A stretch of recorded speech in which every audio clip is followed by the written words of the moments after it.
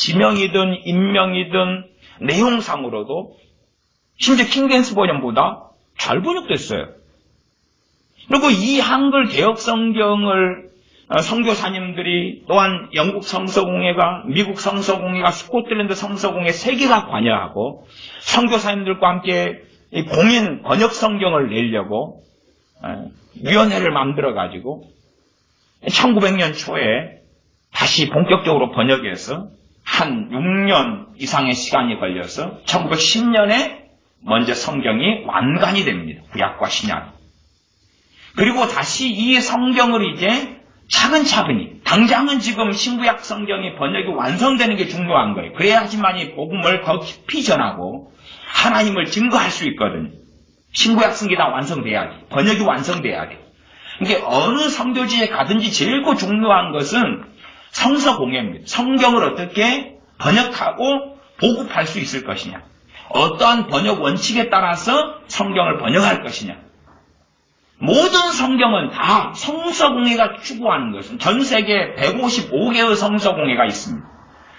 전 세계 1804년인가 영국 성서공회, 대영 성서공회가 제일 먼저 생겼습니다. 그리고 그 다음에 이제 독일 성서공회, 저기 네덜란드 성서공회, 미국 성서공회, 뭐 이렇게 생겨나면서 이제 세계 성서공회 연합회는 한 1930, 40년? 이 정도에 이제 모이기 시작해서 연합체는 구성해. 연합회, 협의회죠, 협의회. 그러나 각자의 성서공회로 존재하고 그 세계의 성서공회가 선교사님들을 파송하면서 성경을 이제 함께 모여서 번역을 합니다. 히브리어에 능통한 사람은 찾기가 너무 어려웠고 헬라어는 잘하는 선교사님, 성서공회에서 선교사님을 파송하니까 성서공회의 선교사님은 두 가지 큰 자격 요건을 요구합니다. 첫 번째는 영성, 두 번째는 히브리어 헬라어 원어 능력입니다. 성서공회에서 파송되는 선교사님. 대부분 권서인은 누구 어디에 소속이냐 그러면 성서공회 소속입니다. 권서인. 주로 이제 미국 성서공회에 속한 그런 권서인들이 우리 한반도에는 많이 사역했습니다. 권서인은 성경을 배포하고 배포하면서 복음을 증거하는 사람을 권서인이라 그럽니다. 미국 성서공회에서 일본 지부를 세우고 일본 지부 소속으로서 한반도에 들어와가지고 권서인으로서 성경을 전하고 그런 분들은 선교사님하고는 또 다른 선교사님 그런 방식이기도 합니다. 한국 사람으로서의 권서인도 많이 있었고 또 선교사님이라고 말할 수 있는 권서인들도 많이 있었어요. 영국 성서공회, 다른 말로 정확한 말은 대영 성서공회입니다만은 그렇게 들어와서 대영 성서공회, 미국 성서공회, 그다음 스코틀랜드 성서공회가 성경을 본격적으로 이제 가장 먼저 신구약이 다 번역돼야 되니까 선교사님들을 다 모여가지고 히브리 헬라어 실력이 있고 성서공회 소속이고 그렇게 해가 연합해서 성경을 번역하면서 1904년인가 시작했던가요? 2년인가인가? 그래서 1910년에 이걸 이제 출간하고 완성합니다. 그렇게 하고 기본적으로 그 성경을 사용해요. 그 성경 신구약이 다 번역되기 전에는 신약 성경밖에 없었고 그것은 개인 번역.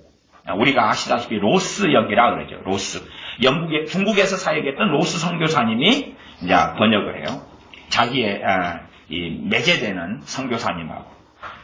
그렇게 번역해가지고 가지고 들어오고 일본에서 쪽성경을 좀 번역하고 누가복음이나 이수정 한학자나 이런 분들 그렇게 하다가 이제 성경을 먼저는 완간을 해요. 그러나 이것은 너무 급하게 수년에 걸쳐서 신약 히브리 헬라어에 능통한 분들이 그래도 번역했지만 꽤 미흡했어요. 그래서 다시금 1912년부터 이 성경을 개혁하는 작업을 합니다. 다시 번역을 해요. 다시.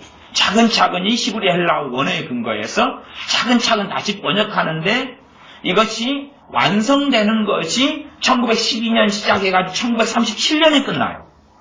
그리고 1938년 3월 14일인가 11일인가 이 정도에 우리 개혁성경이 이제 출간돼 나옵니다. 그리고 지금 우리가 쓰는 개혁성경, 통일된 이 성경. 이 히브리어 헬라어에서 성경을 바르게 번역하려고 이 성서공회 소속 선교사님들, 그 다음에 미 장로회 소속 선교사님들이나 이런 분들이 함께하고, 그래서 얼마나 바르게 성경 원문에서 번역하려고 수고하고 노력하고 기도하고 무릎으로 꿇고 하나님께 매달리고 해서 정말로 기가 막힌 성경이 개혁 성경입니다. 제가 성령님을 따라 행하라 이야기하는 것 중에 하나도 성경에 대한 겁니다. 제가 최근에도 너무나 얼토당토하는 이야기들을 좀 들어서 유명한 어떤 목사님은 이 개혁 성경이 영어 성경을 번역한 거다. 또 어떤 성서는 학회 이런 소속 목사님 이런 양반도 이 성경은 원어에서 영어로 번역된 다음에 영어에서 중국어로 번역되고 중국어를 이제 한글로 번역한 거다. 그런 기가 막힌 이야기를 유명한 사람들이 하는 걸 듣고 정말로 무식한 것은 죄다. 그렇게 미련하고 바보 같을까? 왜요? 저하고 그런 분들하고는 저는 영이 다를 수 있다. 다른 영, 다른 성령님일 수 있다. 아니면 최소한 제가 주님을 영접하고 믿고 성령세를 받은 다음에 정말 이 개혁 성경을 사랑하도록 제게 역사하시는 성령님은 역사에 오셨어요. 제게 역사하시는 성령님은 그렇게 역사에 오셨어요. 개혁 성경의 번역이 얼마나 정확하고 100% 무하다는 건 아닙니다. 사람이 번역한 거니까 한계는 있죠. 그럼에도 불구하고 얼마나 개혁 성경을 하나님께서 놀랍게 예비하신 종들을 통해서 번역했는지, 얼마나 말씀이 원어에 비추어서 탁월하고 정확하고 잘 번역됐는지, 이를 성령님 안에서 오랜 세월 동안 많이 감탄해 왔습니다. 저야 히브리어 헬라어 실력이 보잘것없고 더군다나 히브리어는 더 그렇고, 그래서 많은 이 학자들의 도움을 받습니다. 많은 학자들의 도움을 받아요. 그래서 어떤 성경 구절을 설교하거나 강의하기 위해서는 히브리어 원전을 확인할 때도 있고 헬라어를 확인할 때도 있어요. 뭐 제 깜냥으로는 다 확인이 안 되니까 헬라어 같으면 헬라어 분해 성경, 그러면은 단어마다 밑줄 그어가지고 번호표를 달아놔요. 3527번. 그러면 렉시콘을 찾아가지고 3527번을 봐요. 그러면 3527번의 그 단어가, 예를 들어 에클레시아다. 에클레시아 그 단어가 성경의 신구약 성경에 혹은 신약 성경이죠. 헬라어니까 신약 성경에 어디에 나왔고, 그 에클레시아가 여기에서는 교회로, 여기에서는 뭘로, 여기에서는 뭘로 번역됐구나 확인하는 거죠. 구약 성경 같은 경우도 비슷한 확인을 해요. 그러면서 이제 이 학자들의 도움을 저는 받습니다. 그러면서도 이 우리 개혁 성경이 성경 원어를 얼마나 잘 번역했는지, 최소한 저는 오랫동안 성령님으로 인하여서 감사하고, 그리고 개혁 성경을 더 사랑하게 되었습니다. 성경을 더 알기 위해서 당연히 저는 많은 번역 성경들을 읽어왔습니다. 성경을 더 많이 알기 위해서 제가 많이 읽었던 성경이 NIV, 킹제임스 버전도 참 좋아하고, 그리고 한글 성경으로 와서는 표준 세번역 성경, 현대어 성경, 현대인어 성경은 좀 많이 거시기 했어요. 그 다음에 우리말 성경도, 한글 성경, 영어 성경 많이 읽고 많이 사랑해 왔습니다. 공동번역 성경도 간혹 참 좋아하지만 방향이 세번역의 방향성하고 비슷해가지고 그때도 공동번역과 세번역 성경, 세번역의 앞에는 표준 세번역인데 또 대한성서공에서 번역한 거예요. 근데 그때쯤 되니까 이제 대한성서공이 나중에 만들어졌습니다만은, 근데 성경의 번역이 유감스럽게 성령님의 역사하심이 별로 없어요. 그러나 성경의 내용을 아는 데는 번역 성경도 도움이 좀 되더라고요. 번역 성경들 지금도 어떨 때는 함께 영어 성경 또 헬라어 성경공도 펼쳐놓고 그 다음에 한글 번역 성경들 다 펼쳐놓고 성경을 확인할 때도 많아. 예전에는 성경을 읽으면 기본적으로 번역 성경 한 5종류는 갖다 놓고 성경을 읽어요. 그러니까 번역 성경을 저는 굉장히 사랑합니다. 그러나 NIV 같은 경우에는 성립 역사가 이제 제가 느끼는 성립 역사입니다. 이건 주관성이니까 다 맞는 건 아니에요. 그러나 NIV 같은 경우는 성립 역사하심이 많이는 없어요. 많이는 없어요.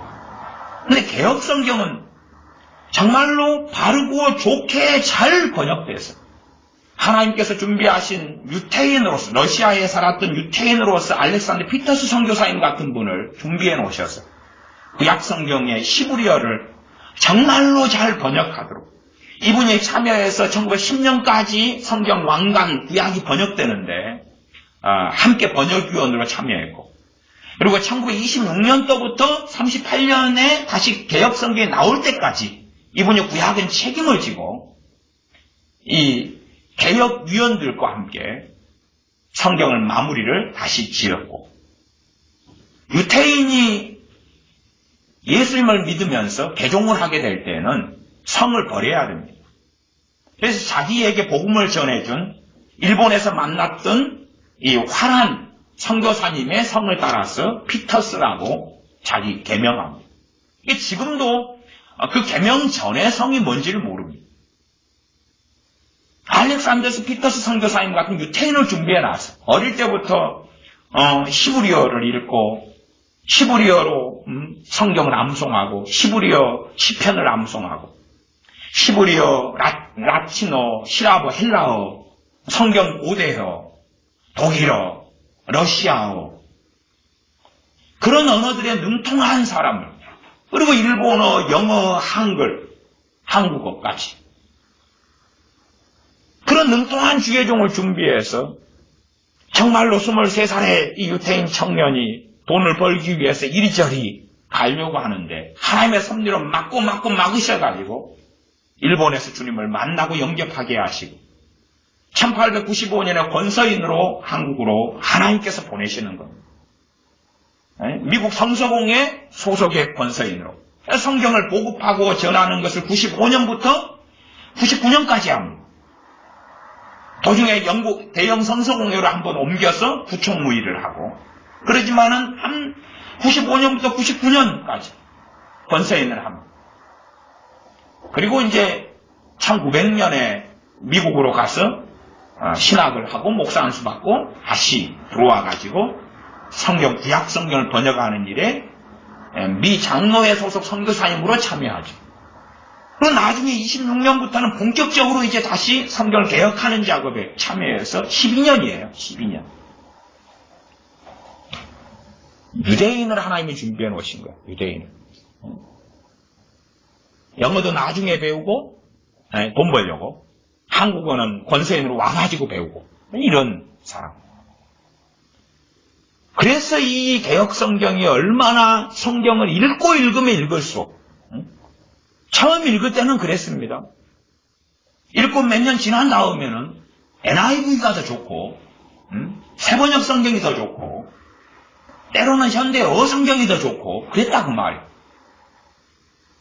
그러나 시간이 흘러가서 성경 원문이 어찌 됐는가를 확인하려면 히브리 헬라어 원문까지 갈 필요도 없어요. 어디만 가면 되냐 그러면 개혁 성경만 보면 되는 거예요. 물론 100%는 아닙니다.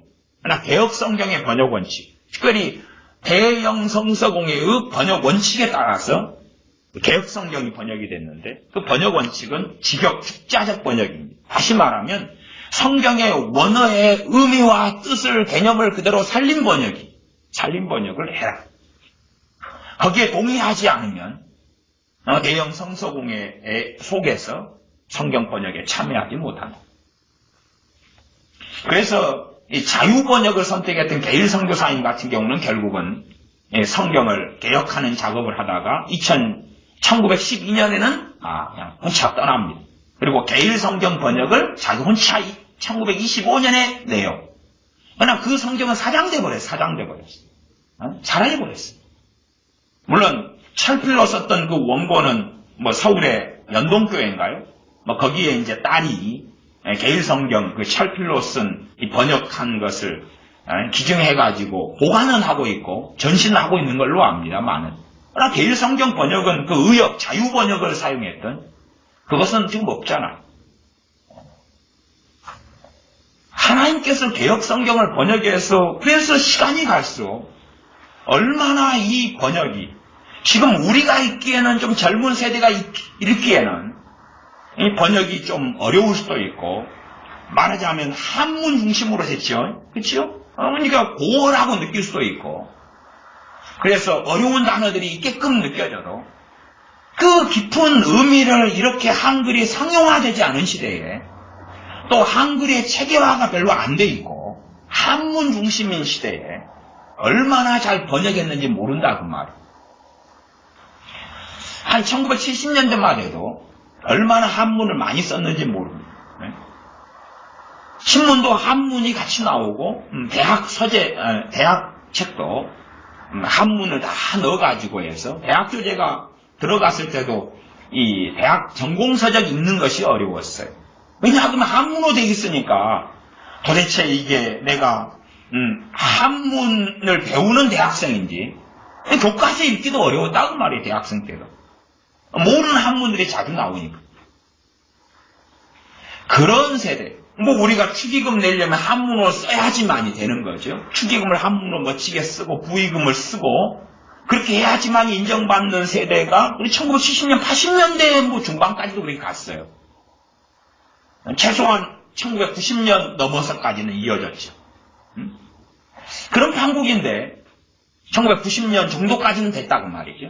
그런 판국인데 지금 한문을 잘 모르는 세대가 개혁성경을 보고 알기가 얼마나 어려우며 마찬가지로 이 우리 한글의 구성의 한 7, 80%가 한자어인데 이제 한문을 잘 배우지 않는 세대, 심지어 자기 한문 이름까지도 잘 못 쓰는 지금 세대가 성경을 어렵게 느끼지 않을 수는 없죠. 그래서 그런 세대는 의역된 성경, 자유롭게 풀어쓴 성경, 설명한 성경을 원할지 모릅니다. 그게 육의 욕구니까. 그 성경의 도움을 받는 건 좋은 거라. 그러나 정직하게 성령 역사로 말씀을 접하는 최소한 주의 종들이나 신앙의 연수가 좀 되신 분들은 이 개혁 성경의 성령 역사가 얼마나 있고 놀라운지를 경험했었어야 한다고 저는 생각해요. 그것이 최소한 성령님을 따라 산 사람들이. 근데 얼토당토 않게 이게 성경에 대하여 이게 영어 성경을 번역했다. 그렇게 뭐 유명한 목사님이 지난 주일날 일주일 전에 설교했어요. 몇만 명 설교 기본적으로 듣는 목사님이. 그러면 그런 가치관 속에서는 그러면서 이건 영어 성경을 번역한 거기 때문에 언어의 장벽이 있고 이해하기 어렵고 뭐 그런 양반들은 개혁 성경 읽을 때에 성령 역사가 있겠어요? 잘 못 느꼈다는 이야기예요. 잘 못 느꼈다는 이야기. 더 깊은 의미를 알기에는 어렵다. 이제 그렇게 설교 시간에 이야기하는 거예요. 아니면 뭐 유명한 또 다른 양반은 이것이 중국어에서 번역돼 다단계 번역을 했다. 그런 이야기를 들을 때에 저 사람들이 정상은 아니구나. 왜요? 우리가 역사적 진실을 모를 수 있어요. 아니면 잘못된 내용을 들을 수도 있어요. 그런 설교를 들으면서 잘못된 설교를 전달받을 수도 있어요. 우리가 그 유명세가 있고 큰 교회 목사님의 교인일 수도 있잖아요. 그렇죠? 그런 분도 있을 거 아니에요. 그러면 얼토당토안하게 이 성경은 영어 성경에서 번역한 거다. 그렇게 이제 근거 없이 무식하게 말을 했을 때에 성령님을 따라 사는 사람들은 성령님께서 내가 모르는 것에 대하여 또 틀린 것에 대하여 받아들이지 않도록 역사하신다 그 말이에요. 당연하게 모든 크리스찬이라고 하는 사람들에게 성령님은 그렇게 역사하시지 않습니다. 모든 믿는 자에게 그렇게 역사하시지 않습니다. 주님을 사랑하고 하나님을 경외하는 사람들에게 하나님을 경외케 하시는 영인 성령님은 그렇게 역사하십니다. 그래서 성령님을 따라 살라는 거죠. 성령님을 따라 행하라는 거죠. 그게 갈라디아서 5장 말씀입니다. 성령님을 따라 행하고 성령님을 따라 살고